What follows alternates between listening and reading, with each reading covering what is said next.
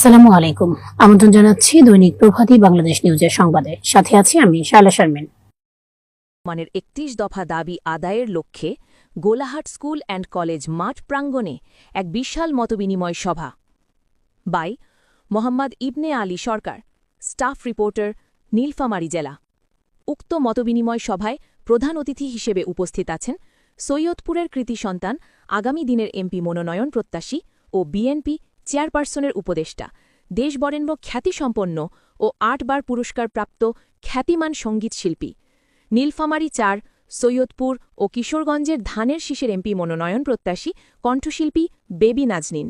বিশেষ অতিথি হিসেবে উপস্থিত আছেন সৈয়দুর রাজনৈতিক জেলা বিএনপির অন্যতম নেতা ও প্রতিষ্ঠাতা গোলাহাট স্কুল অ্যান্ড কলেজ জনাব মোহাম্মদ শামসুল আলম সরকার।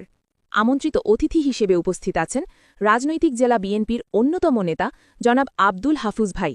আরও উপস্থিত আছেন কিশোরগঞ্জ বিএনপির অন্যতম নেতৃবৃন্দ। আরও উপস্থিত আছেন সৈয়দপুর রাজনৈতিক জেলা বিএনপির নেতৃবৃন্দ ও আরও উপস্থিত আছেন সৈয়দপুর উপজেলা বিএনপির নেতৃবৃন্দ।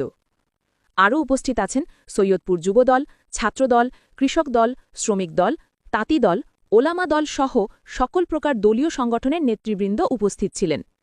বিশেষ আকর্ষণ হিসেবে উপস্থিত ছিলেন সৈয়দপুর রাজনৈতিক জেলা বিএনপির সাংগঠনিক সম্পাদক জনাব এম.এ. পারভেজ লিটন।